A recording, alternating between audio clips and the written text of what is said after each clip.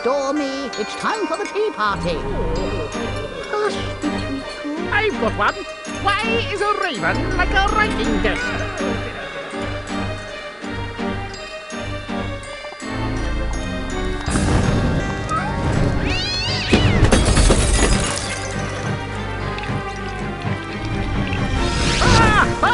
Oh dear, oh dear! We must save Alice! Wake up, Alice! Wake up!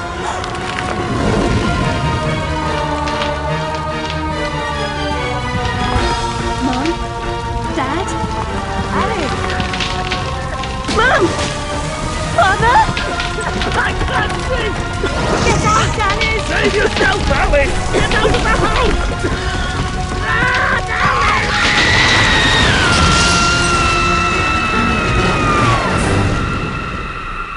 Poor dear. After all these years, maybe that old rabbit will bring her around.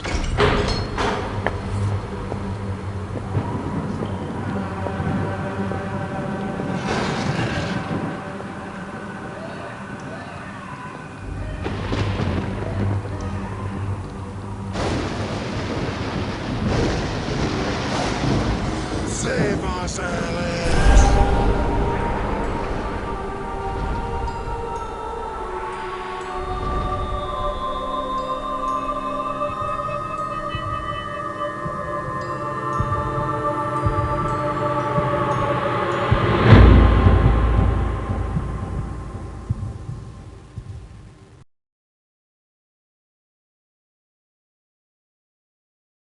Hi there, denizens of the internet.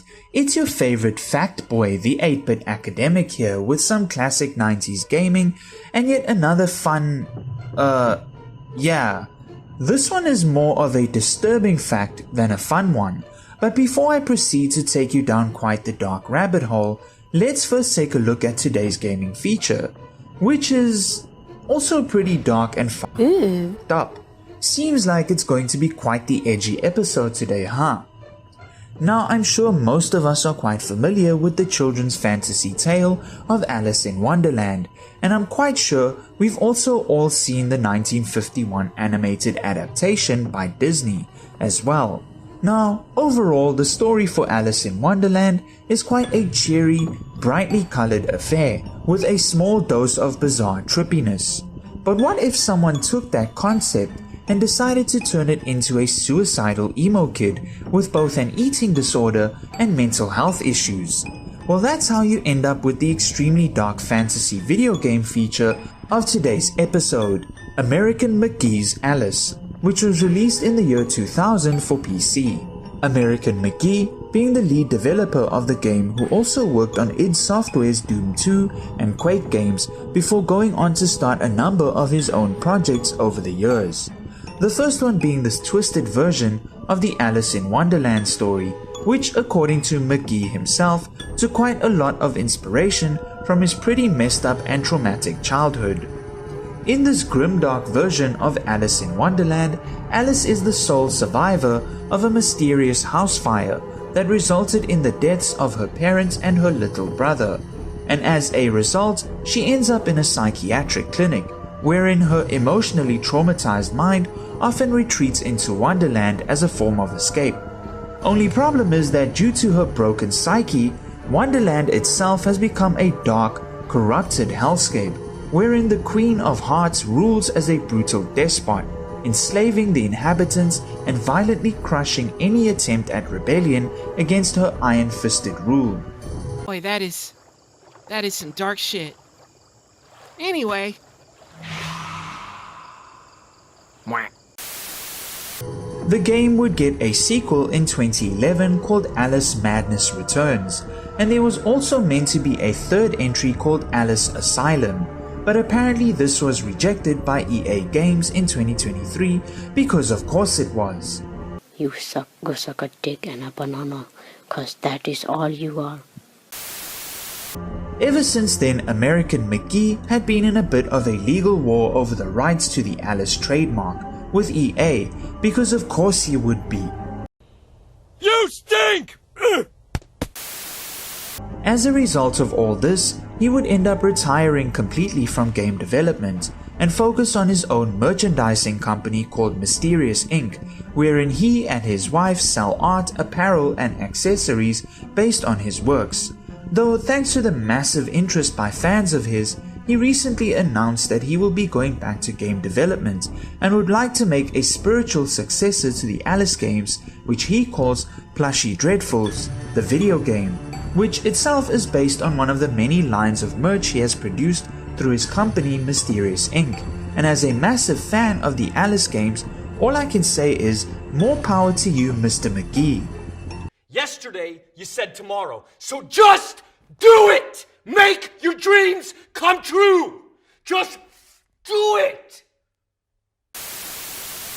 Now, since this video game is basically a teen goth girl version of the original Alice in Wonderland story, I would like to take a short detour into the weirdness of that specific tale before we get into our main topic for today, which I promise is connected, since both this detour and the actual topic involve everyone's favorite coping method for the uncertainty of life: drugs.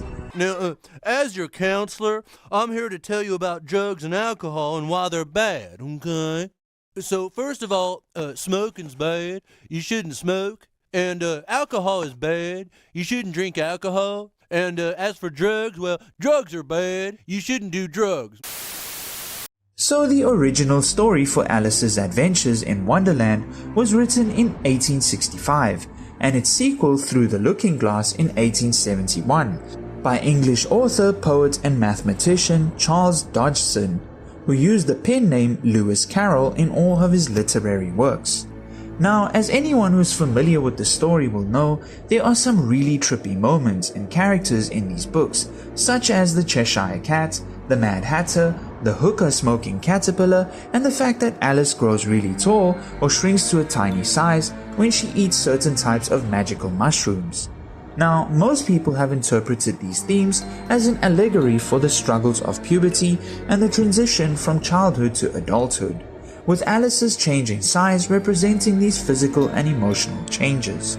But Carroll himself explained once in an interview that the story was meant to be seen as a dream, representing the dreamlike, surreal and highly imaginative experiences of childhood, and that being a mathematician and an author, he ended up filling many of his stories with intellectual wordplays, contradictory paradoxes, and complex literary puzzles to cause his readers, who were mostly children, to conjure up bizarre imaginary images while reading the story and really think about what exactly they were reading. There have also been speculations that many of the characters were critiques of 19th century Victorian era England and its many social norms, as well as those who governed it. But it would be in the 1960s and 1970s with the counterculture and free love movements in the West that many a would-be hippie or punk would begin to interpret Alice in Wonderland as a narratively driven allegory for psychedelic drugs, and this is no more evident than in the 1967 song White Rabbit, performed by the psychedelic rock band Jefferson Airplane, wherein the lyrics relay the story of Alice but from a tripped-out drug-fueled perspective. Now, since this was the so-called swingin' 60s, with the Vietnam War raging on in the background, along with various anti-establishment political movements, the transition from that squeaky clean, good Christian, Bible-bashing, uber-strict white picket fence, suit and tie lifestyle of the 1950s to the more rebellious, angsty, edgy, rock and roll the system, peace and love hippie culture, one could definitely expect quite a wide range of balls to the wall, spaced out drug use was taking place as well, as mentioned just now. The 60s saw the birth of the counterculture movement, where every young individual felt that they would not need to live up to the expectations of their elders at all, and so many of them would adopt a more rebellious lifestyle in search of the answer to the question of what it really meant to be free.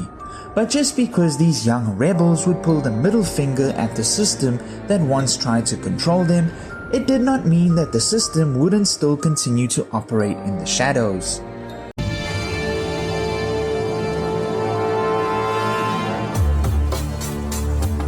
The Matrix is a system, Neo.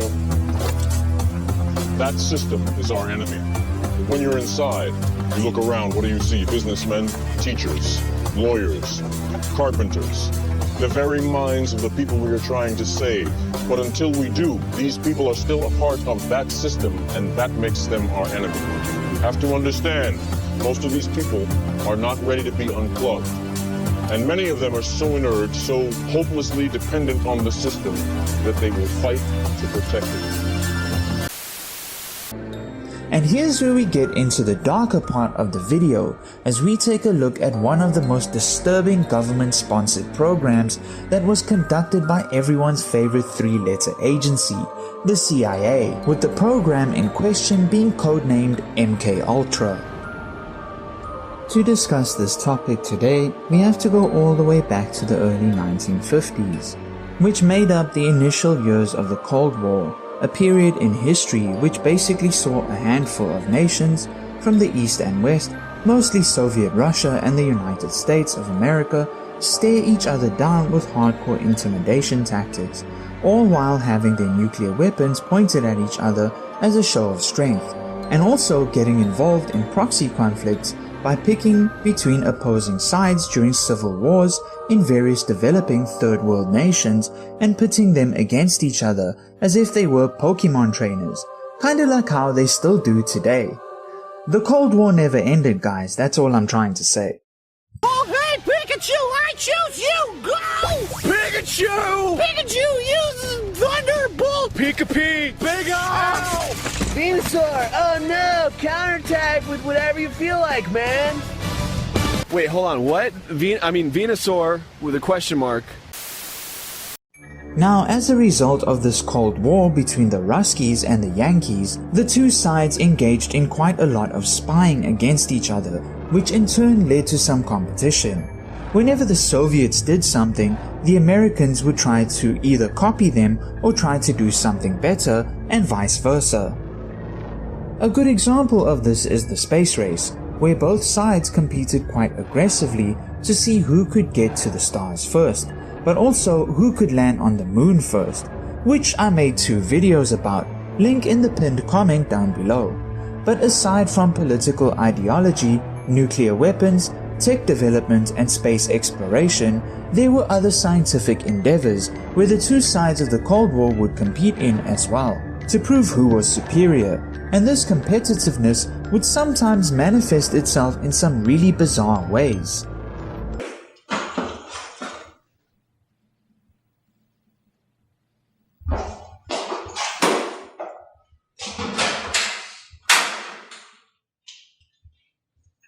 Hey buddy, I think you got the wrong door. The leather club's 2 blocks down. Fuck you. Fuck you, Leatherman. Maybe you and I should settle it right here on the ring if you think it's that tough. Yeah, you're gonna wrestle your ass. Yeah, right. Let's go. Why don't you get out of that leather stuff? I'll strip down out of this and we'll settle it right here in the ring. What do you say? Yeah, no problem, buddy. You got it. Allegedly, in the late 1940s and early 1950s, the Soviet Union began extensive research into mind control and psychological coercion, with some rumors which circulated at the time having claimed that they had already achieved it, specifically on captured prisoners of war, where they were able to get American POWs from the Korean War, which started in 1950, to denounce the United States and praise the communist regimes of both North Korea and the Soviet Union. Some of their methods included various interrogation techniques that involved both physical and mental torture in an attempt to break an individual's sense of self and their existing personality, after which they would attempt to remodel and rebuild it according to their own wishes, and being able to manipulate them into saying and doing things they wouldn't have done of their own free will.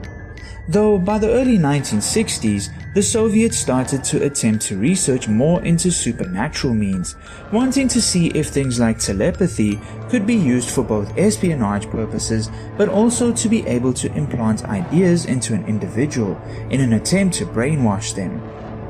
Of course, since the US was spying on the Soviet Union at the time, these revelations of just how much progress the commies were making on the other side of the Iron Curtain with regards to brainwashing and mind control alarmed them so much that they too decided to start their own secret research program with the same goal in mind.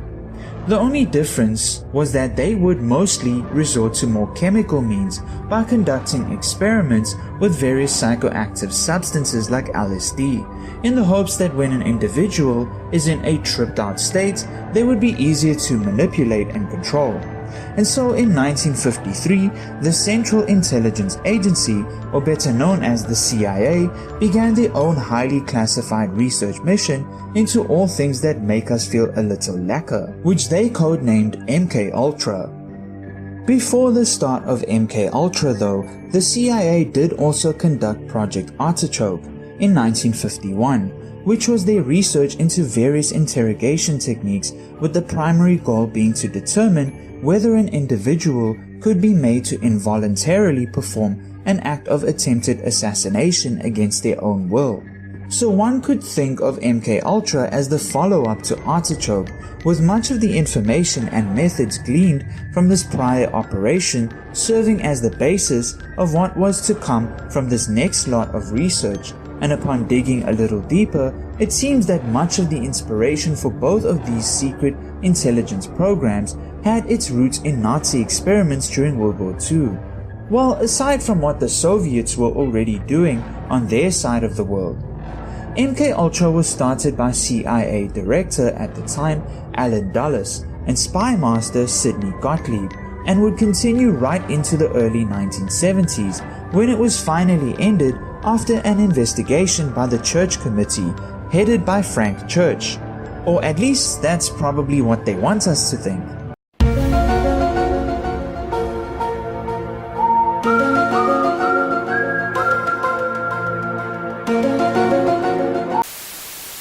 During those odd 20 years or so when MKUltra was active, the CIA would proceed to break like 80% of the United States Constitution and abuse basically all rights on the Global Human Rights Charter.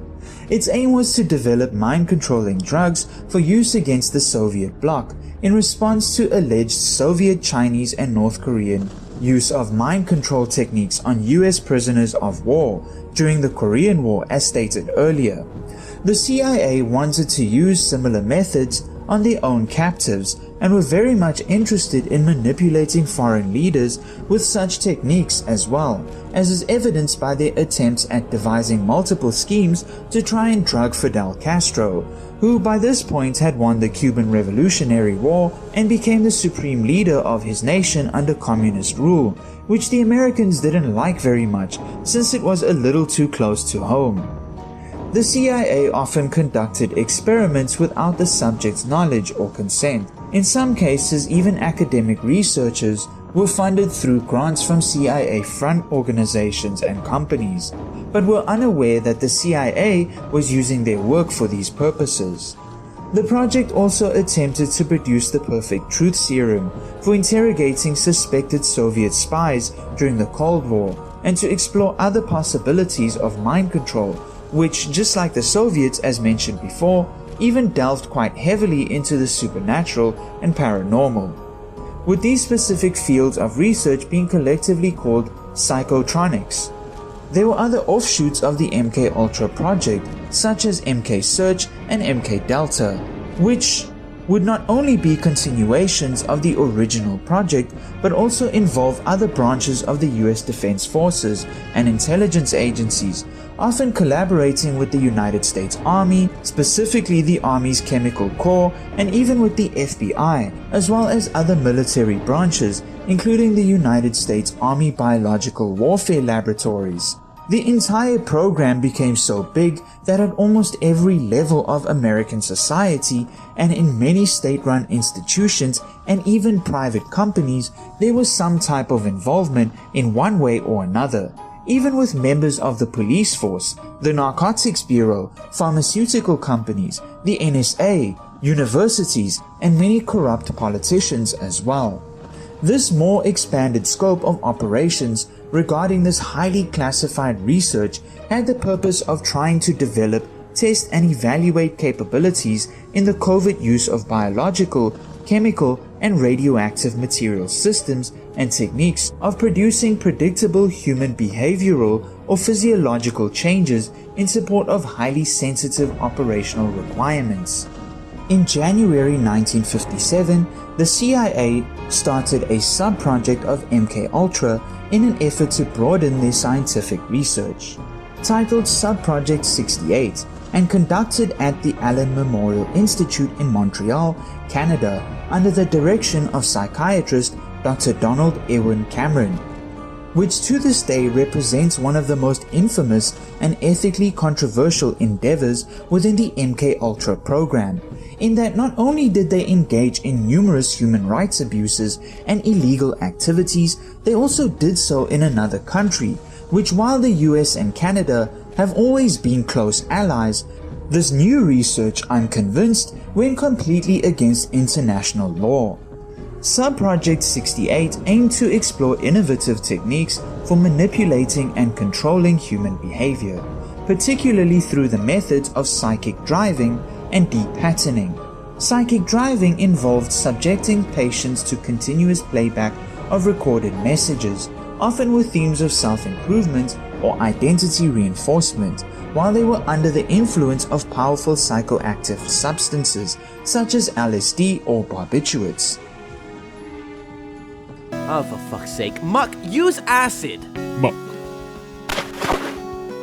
Looks like it's ineffective. Pikachu, use thunder! Pikachu?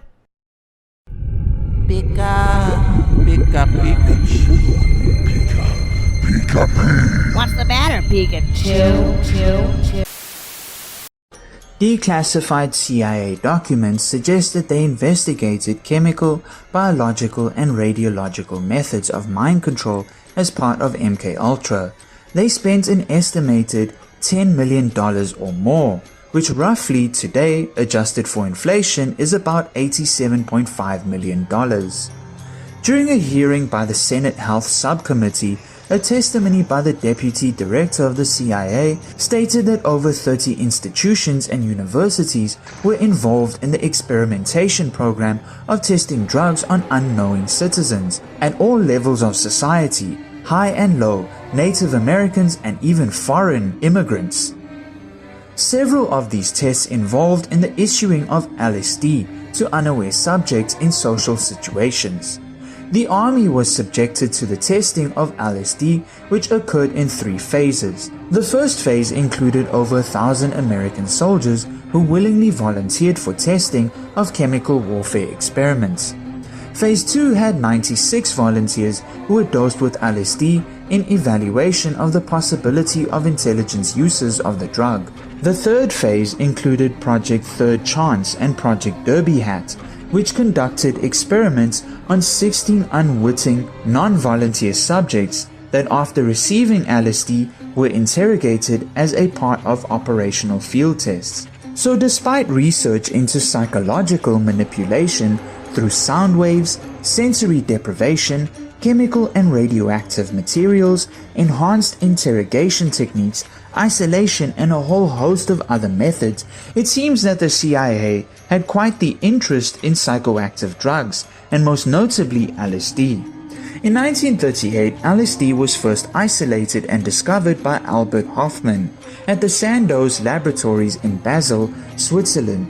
The CIA quickly became aware of the existence of LSD and sought to use it for their mind control experiments in order to counter Soviet efforts in the Cold War. In 1953, at the very start of the MKUltra project, Director Sidney Gottlieb arranged for the CIA to buy the entire supply of LSD from Switzerland for $240,000, which adjusted for inflation today would be around about $4,227,079 or so.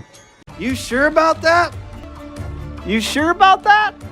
This insanely large supply gave Gottlieb the ability to fulfill his experiments by spreading LSD to prisons, hospitals, institutions, clinics, universities, and other non-profit organizations in order to see how citizens would react to the drug without knowing exactly what was happening to them, with the goal being to see if they could make captured Soviet spies defect against their will, and whether the Soviets could do the same to the CIA's own operatives. Experiments included administering LSD to mental patients, prisoners, drug addicts, and prostitutes, or as one agency officer put it, people who could not fight back, or who were so low in the social hierarchy they were seen as disposable and expendable. In one documented case, CIA operatives administered LSD to a mental patient in Kentucky for 174 days, which most likely ended up breaking the poor bastard's mind even further.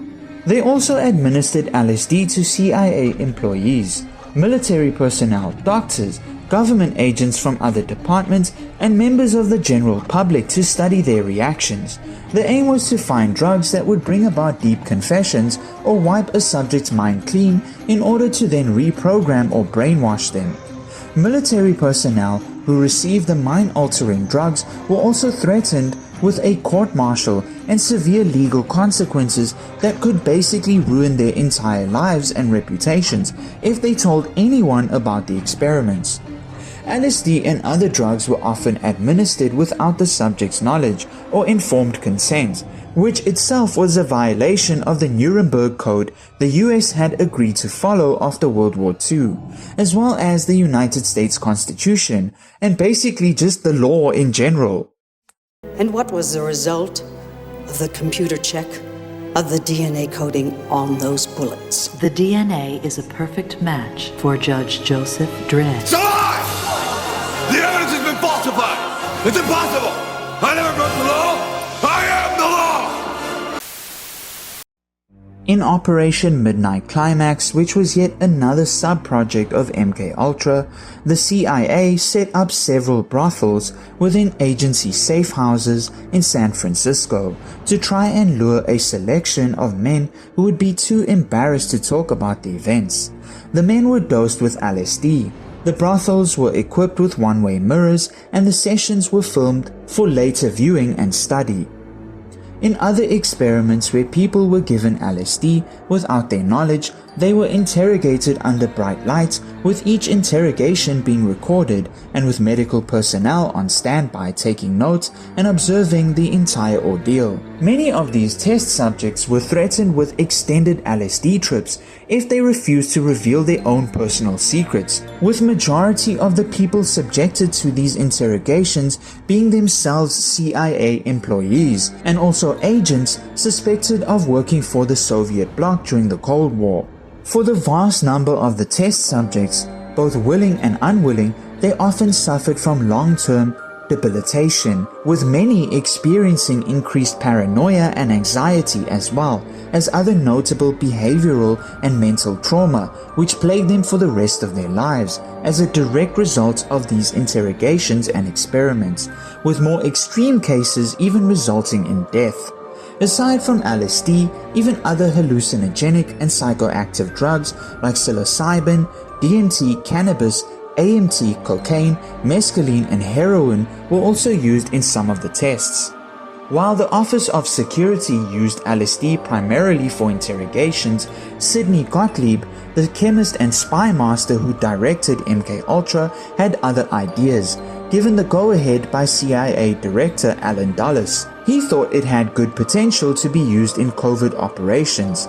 Since its effects were temporary, he believed it could be given to high-ranking officials and in this way affect the course of important meetings, speeches, and decision-making at the highest levels of government, whether local or foreign, and so saw the opportunity for it to be used to influence or manipulate politicians. Since he realized there was a difference in testing the drug in a laboratory and using it in clandestine operations, he initiated a series of experiments where LSD was given to people in normal settings without warning. At first, typical experiments involved two people in a room where they observed each other for hours and took notes. As the experimentation progressed, a point arrived where outsiders were drugged with no explanation whatsoever, and surprise acid trips became something of an occupational hazard among CIA operatives.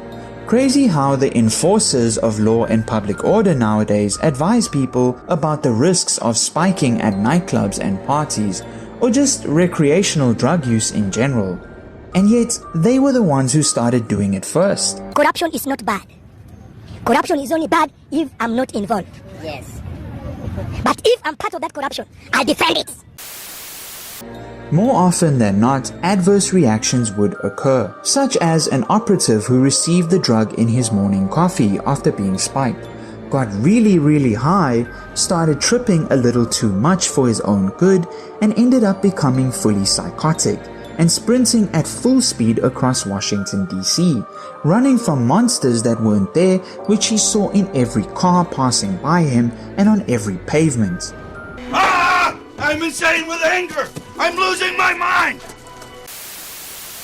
There is also the tragic case of Frank Olson, who was a scientist that worked for the US Army's Biological Warfare Department in the early 1950s, and as you may recall earlier, they were also involved in the MKUltra experiments when it was expanded to include other agencies, departments, and organizations within American society. At some point, Frank began to become quite disillusioned with the project after having his first psychoactive trip with a group of other agents and employees of the project. After this experience, he began to question the morality of the whole affair, which in turn caused him to attempt to resign in November of 1953. But in response, he, just like many other agents, was secretly spiked yet again with an extremely high dosage of LSD, which seemed to have broke his mind completely.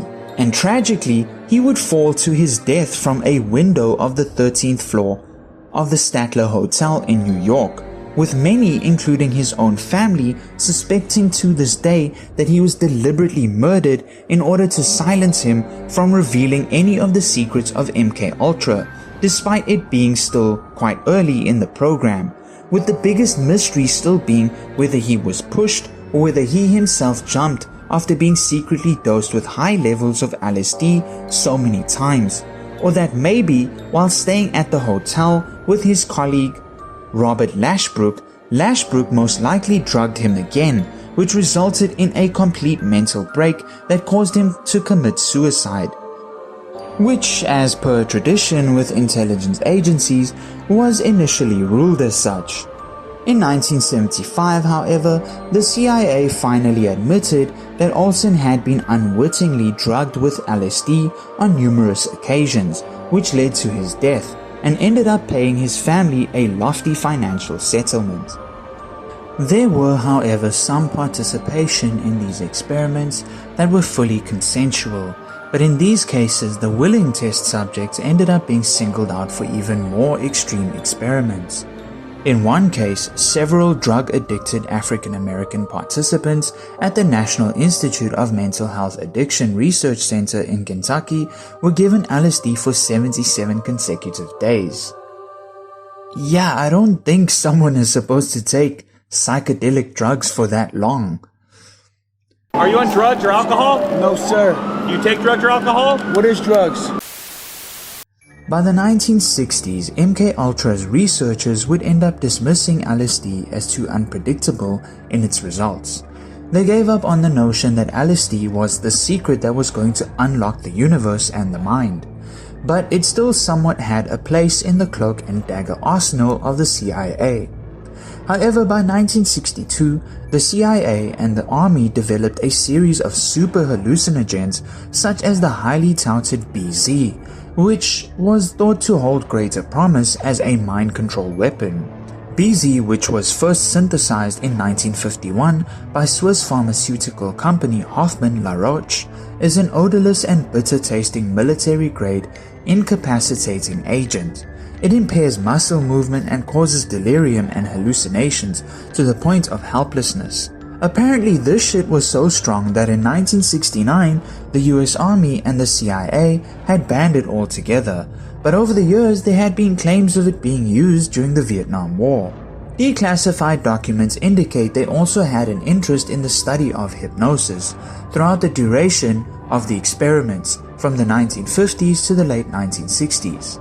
Experimental goals included creating hypnotically induced anxieties, hypnotically increasing the ability to learn and recall complex written matter, studying hypnosis and polygraph examinations, hypnotically increasing the ability to observe and recall complex arrangements of physical objects, and studying the relationship of personality to susceptibility to hypnosis.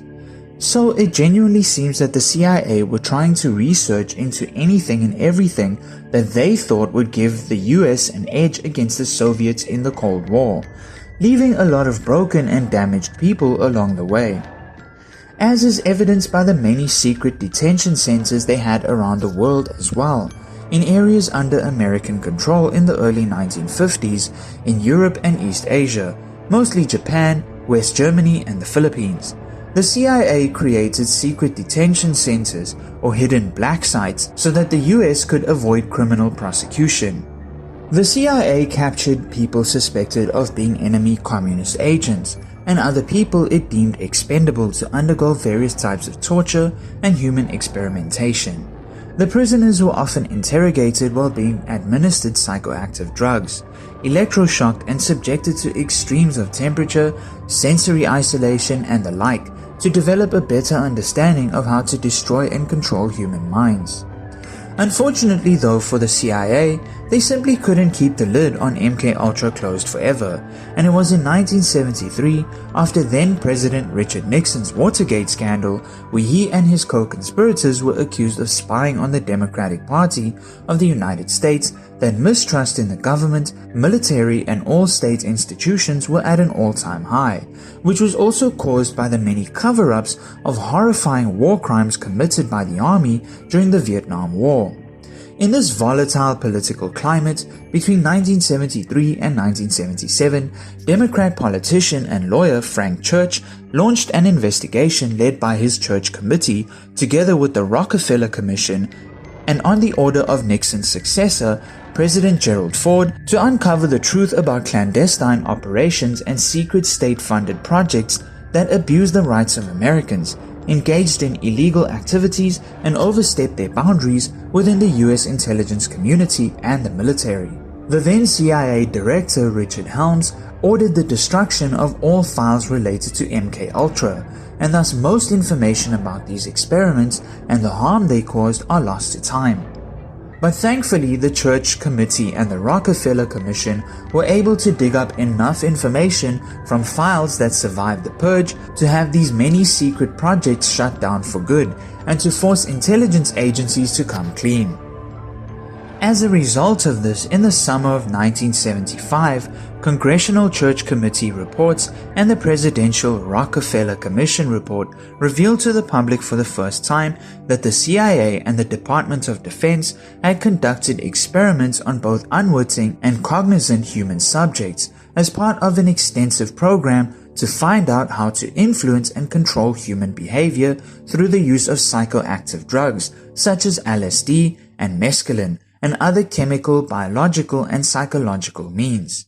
These investigations also revealed the death of Frank Olson and numerous individuals who suffered lifelong injuries or trauma as a result of these experiments, but unfortunately, due to most of the documents being destroyed in 1973, not much could be done to get those who orchestrated them to face the music for what they had done, with Sidney Gottlieb, who by this point had already retired from the CIA, conveniently not being able to recall much of what happened during his time as the head of MKUltra when questioned on the subject.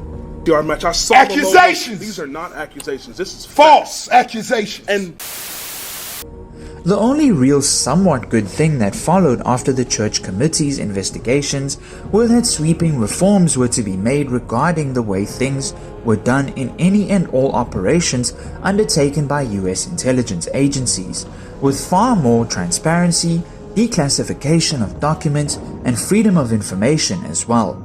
it also forced intelligence agencies to operate under stricter legal frameworks, and also created the Senate Select Committee on Intelligence in 1976 and the House Permanent Select Committee on Intelligence in 1977 for ongoing legislative oversight.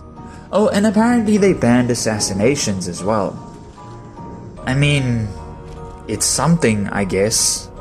Absolute 1,000,000% bullshit. Bullshit.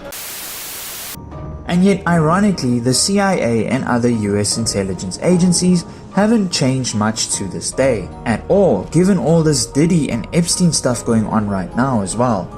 Now, this isn't a justification of any kind for what they did during the Cold War and MKUltra, but one perspective this entire story can be looked at from to try and understand it all was offered by English journalist Rupert Cornwell, who described the entire affair as paranoia at the CIA. In a time when the US had lost its nuclear monopoly and fear of communism was at its height. I mean, it kinda makes sense in some up way. For a while the US was the only country in the world that had the atomic bomb, and then suddenly the Soviet Union had it, and they helped North Korea to get it, and then China had it, and then the Soviets also attempted to give it to Cuba, which is right next to North America. And just like the spread of communism itself, all of America's enemies, and even some of its allies, would end up with the most powerful weapon the world had ever known. And thus America was a little scared that they were no longer the top dogs in the game, and after seeing what happened to almost every country that adopted communism, as in widespread political purging, genocides, starvation, absolute state control and oppression, the so-called leaders of the free world were quite paranoid of what would happen if any of these Eastern Bloc countries had to ever gain more power or attempt global domination the way Hitler did in World War II. The greatest of these threats being the Soviet Union under Russia. So thus it is that this fear of a global communist takeover and nuclear annihilation at the hands of one's enemies that kicked off the Cold War to begin with and resulted in both sides of the indirect conflict to resort to even more extreme measures to indirectly one-up each other, since direct engagement would have led to World War III and the possible total extinction of humanity given the insane nuclear stockpiles each nation had on either side of the Iron Curtain. Now, I personally do not think much has changed since the Church Committee. US intelligence agencies, in my view, still more or less get up to the same bullshit, but are probably just better at hiding it these days. But then again, the same could be said for any intelligence agency from any country around the world, including my own, South Africa, where they are known as the Hawks. One thing though is at least the CIA, FBI and NSA seem to still somewhat be patriotic in that they do everything they can to protect the United States and its institutions, even if that means hurting their own people along the way, and even if sometimes that patriotism gets extremely warped and twisted, maybe even mistaken for something else or manipulated to serve the interests of the elites. Again, I'm not justifying their actions at all.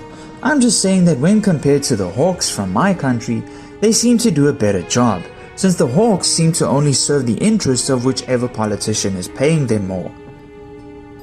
But yeah, now that I think about it, you could kinda say the same about American intelligence agencies as well. Yeah, never mind, scratch all that bullshit that I just said. They're exactly the same. Right? You guys having fun? All aboard the toxic gossip train.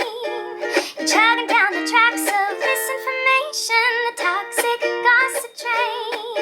You got a one-way ticket to manipulation station. Toxic gossip train. Tie me to the tracks and harass me for my past. These rumors look like facts if you don't mind the gap.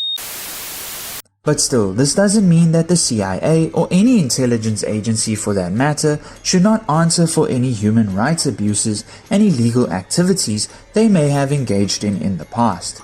But then again, unfortunately, we do not live in a perfect world, and for all we know, MKUltra may have never ended at all, and maybe there still exist secret black sites where they continue to conduct bizarre experiments on people who in their view can't fight back, in order to create the perfect Manchurian candidate, given the way the political climate is going right now between NATO and BRICS, which is basically Cold War II at this point. I wouldn't be surprised at all if this is what is still going on behind the scenes. And that brings us to the end of yet another smashing episode of the 8-Bit Academic. I sincerely hope you all enjoyed this one, and if you did, please do consider hitting that like button and maybe subscribing if you haven't already. I release new episodes every Friday. Oh, and I also started a Patreon recently, which I have also linked to in my pinned comment down below for any of you who may wish to support this humble channel and to help it grow into something more. It's only $1 a month, which in South African currency I think is between 16 and 17 rand or so. Look, at the moment I do not have any plans for any additional content, which would be exclusive for potential patrons, since I unfortunately don't have the time due to my day job. But hopefully once this channel kicks off a bit more and becomes a secondary source of income for me, maybe I would be willing to start producing something extra for all you amazing fans out there. So currently the Patreon is literally just an out of the goodness of your heart type of situation. But even if you do not wish to support me there, you can also simply, as stated before, give us some likes, comments, subscriptions, and perhaps share my channel with people who you think might be interested in this type of stuff. Thank you once again, and I'll catch you all up next time. Ngisadla i-drugs ngithi ngizobuyela kulabo bantu abathi abangifuni ngoba mina i-drugs ngisalithanda ukuthi ngoleka nini angeke ngitshele.